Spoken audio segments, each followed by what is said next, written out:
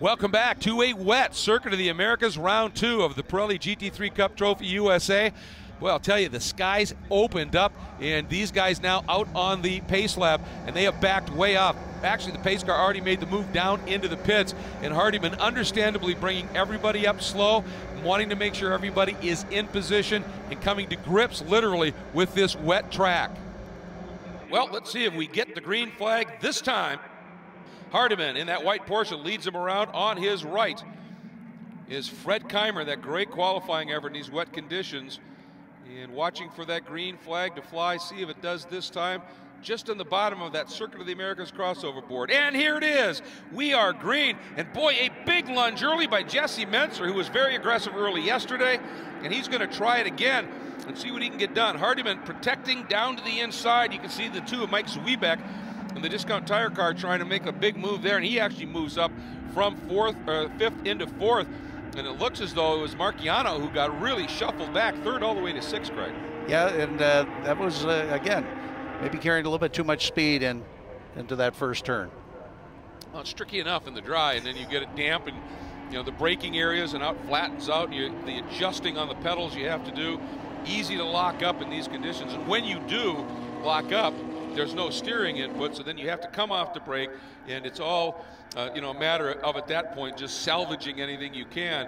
And again, Hardiman showing some real smarts heading up in there, just feinted left a little bit, protected, and did a nice job getting out of that corner. But there's the guy who got the launch, the 84 Menzer. He looked good yesterday. He looks better today.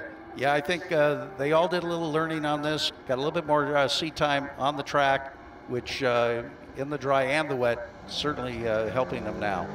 But you know that Fred Keimer in that Platinum car is going to be ultra aggressive. He senses an opportunity here. I mean, he had a pretty solid run. He showed some early speed yesterday. Ended up, I think he had qualified third yesterday, faded to fifth during the race. But in these conditions, you know, that car might just be an even more effective weapon. He's there in second, Menzer third. But everybody, as we saw yesterday, chasing Hardiman. And then that black and silver number 2 of Mike Zwiebeck. And let's see who was able to move up. Looks like it was the 49 of Chiachetti, coming up from 7th on the grid, now into 5th. Well, as strong as Fred was yesterday, and again, he's a Platinum car. Right. And he ended up in the top of the podium for the Platinum class yesterday afternoon. And you can sometimes see here when you have one of the Platinum cars running in close concert with one of the Diamond cars. Obviously, I've talked about Diamond cars, just a newer chassis, the 2014-15.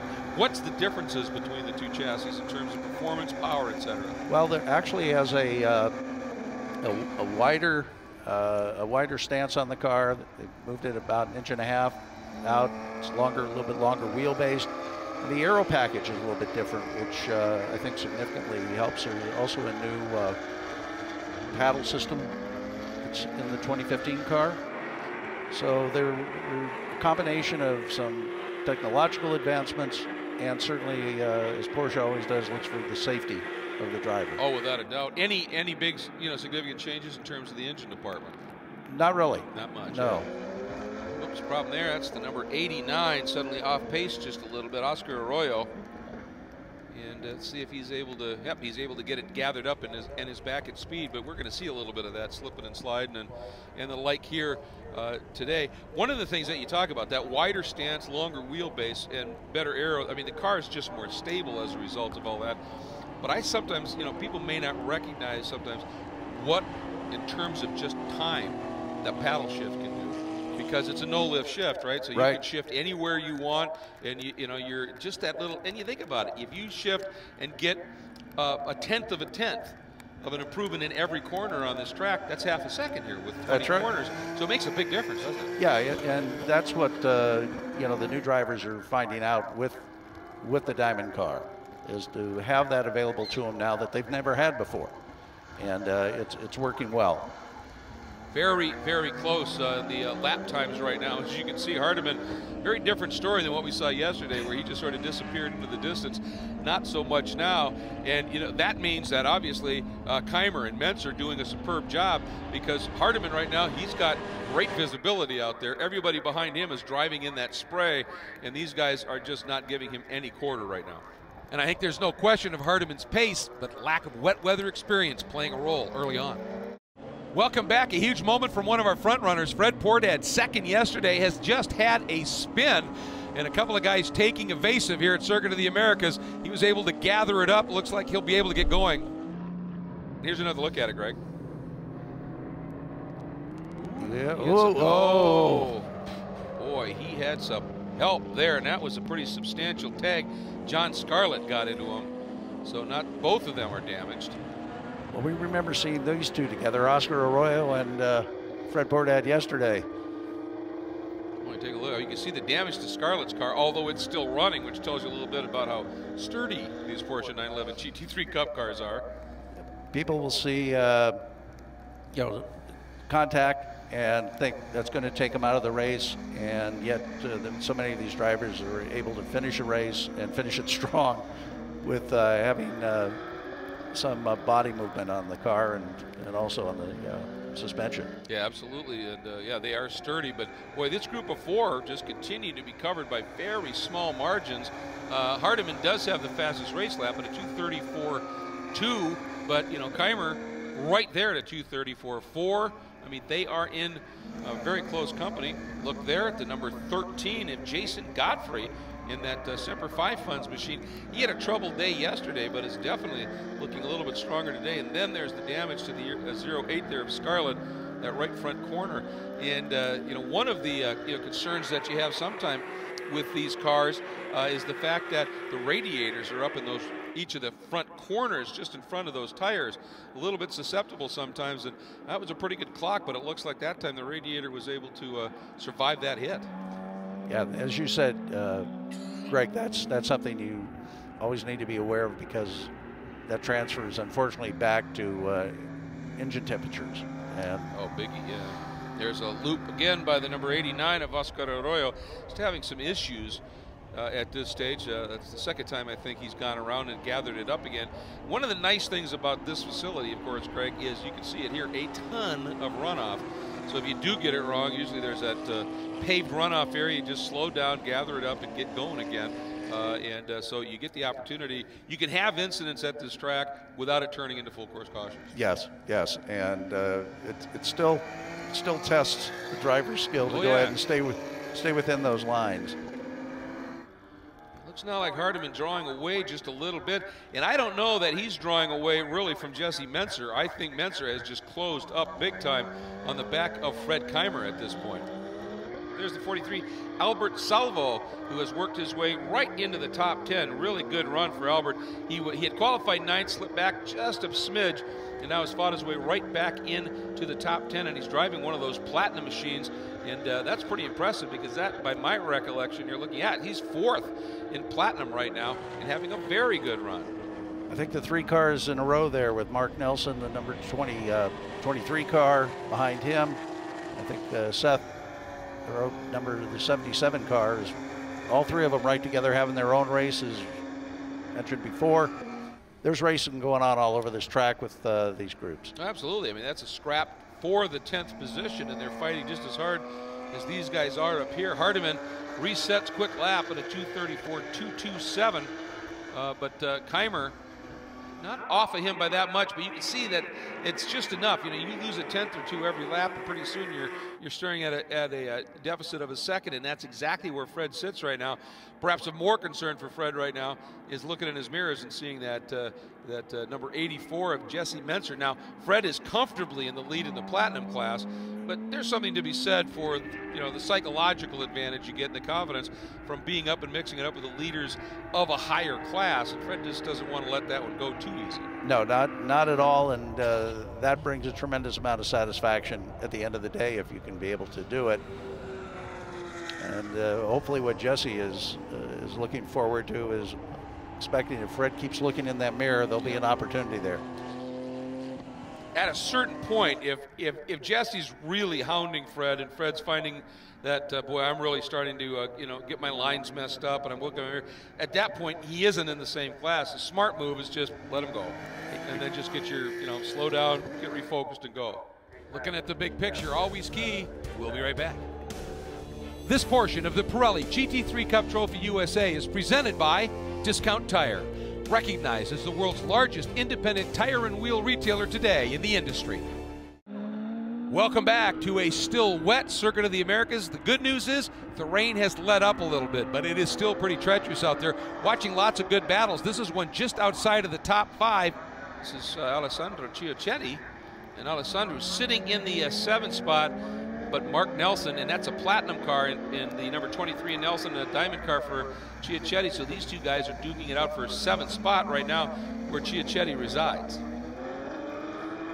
Yeah, Mark running with TRG is, again, after speaking to him yesterday afternoon, was not happy with himself when he spun out, and was definitely committed to have a clean race. And he certainly looks like he's working on that right now. Yeah, he's put one together. By the way, those 3 cars we're seeing there, Seth David out on that last lap ran a lap that was half a second quicker than either of these 2 guys. So if that pattern continues, that should become a pretty good 3-car battle for that 7th spot.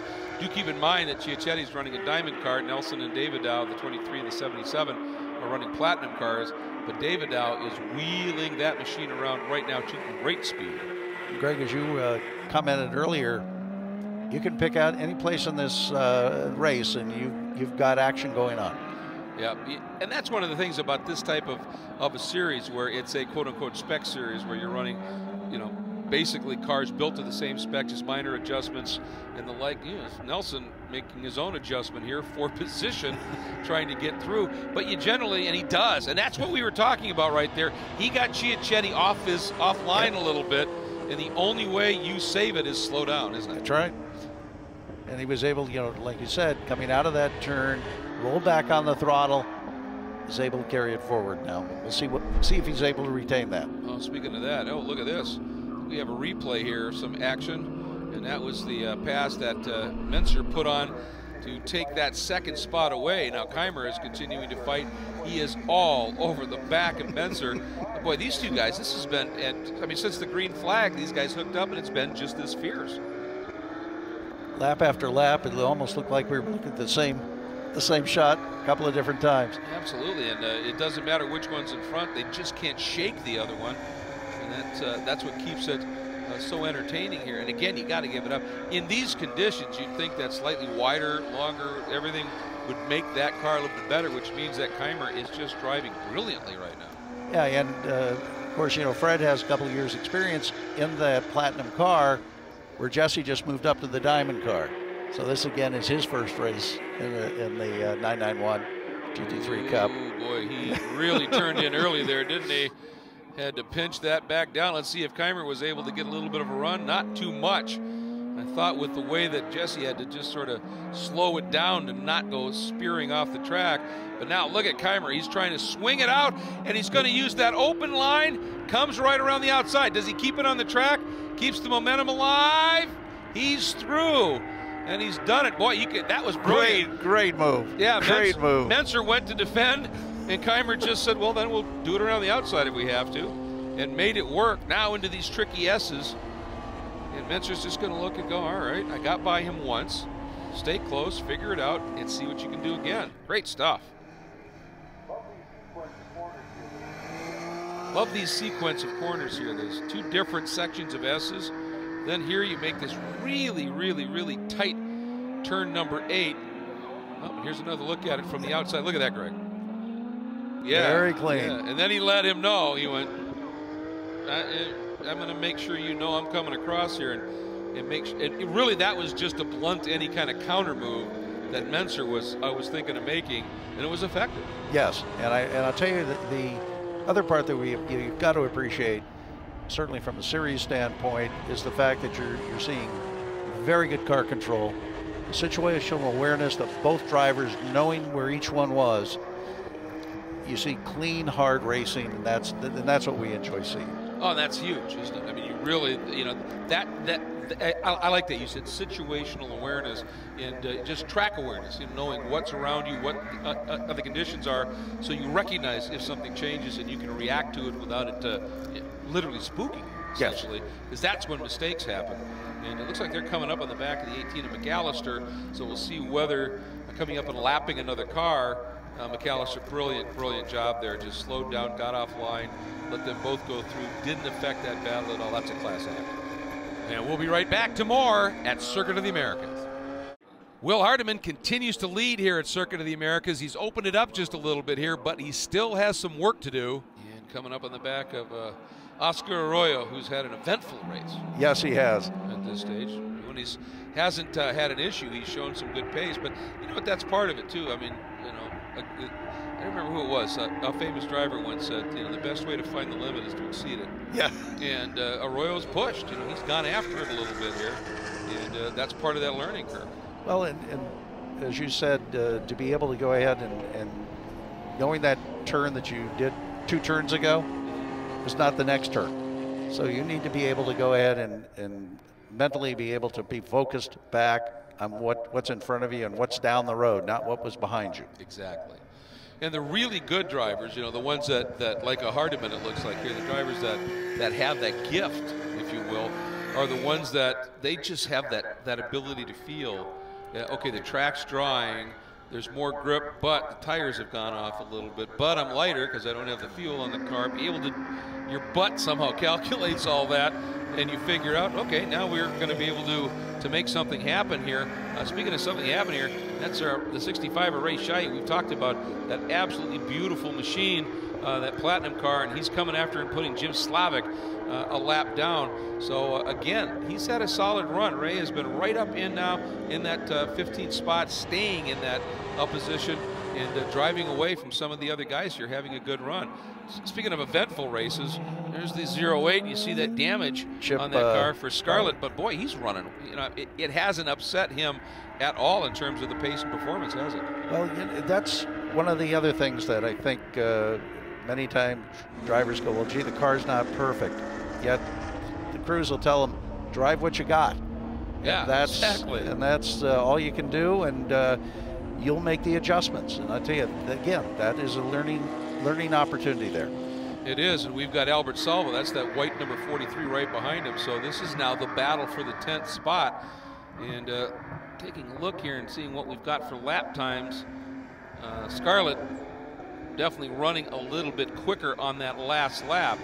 We'll see how that plays out. 5 spots in front of them, or behind them, excuse me, is the 65 of Ray Shai. Ray, yesterday,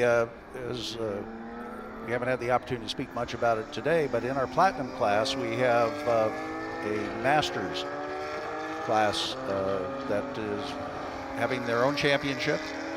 They declare that they're going to, and these basically are drivers that have the requirement to be at least 50 years old.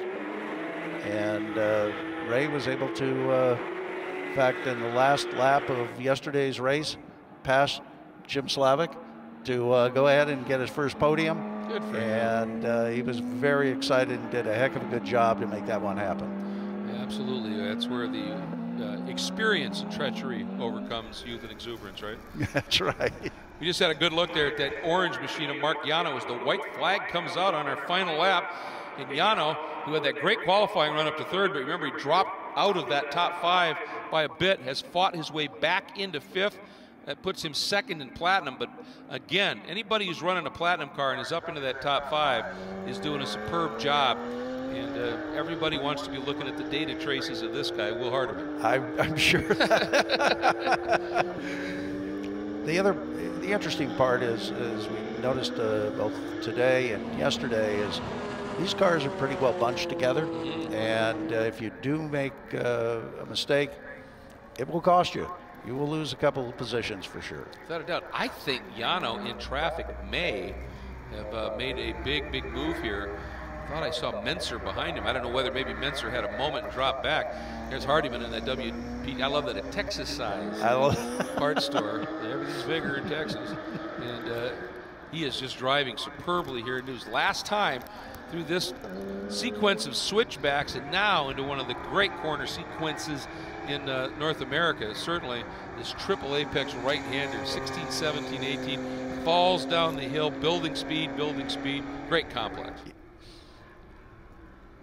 The whole track here at Circuit of the Americas is really an opportunity for all drivers to experience a lot of the iconic road tracks in the world. It is, yeah, all the inspiration from the other tracks. And Hardiman using every bit of that inspiration to bring this beautiful machine around and pick up his second consecutive overall and diamond category win. And, you know, when it's your hometown track, that's how you want that to play. Oh, and this is as close as it could get. And Yano, he was around Menser, and Menser was able to get back around him. And that second, and there's Keimer. So those two guys. And on the last lap, Menser, a 2:30.185, fastest lap of the race on the final lap to sneak back around Keimer. Wow, fantastic bit of driving there by Jesse Menser late in the going, and kept that margin to Hardiman right at that 10-second mark. So just doing that is an achievement, and then getting that fast lap, that's spectacular. And look at this moment. That was what I was seeing. It wasn't Yano, it was Keimer, and that over-under move back and forth. And at this point, Menser was able to stay with it and just squeak through. But I mean, that was basically, that was the second to the last lap. Those guys were racing that hard. It's spectacular. Spectacular racing, and for this man, Will Hardiman, spectacular results. 2 for 2 at the opening 2 rounds of the championship. In the second round, Jesse Menser, what a great battle to end up in that spot. Keimer sits there in third. What a day for him. Then Mike Zwiebeck, and then Mark Yano, 2 spots better than he ran yesterday in that circuit racing machine. Here's your look at the rest of the field. Poor Dad and Arroyo. A couple of stories there maybe with some of the issues that they had. So, well, you couldn't have had 2 different types of races here. Dry and sunny, wet and challenging. It was fierce, it was competitive, it was a treat. Thanks for joining us. For Greg Franz, I'm Greg Creamer. Thanks to Pirelli and Discount Tire. We'll see you next time.